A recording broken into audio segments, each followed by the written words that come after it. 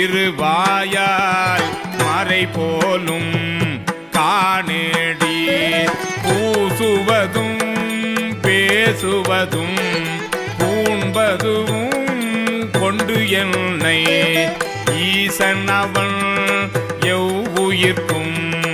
இயல்பானான் சாழலோ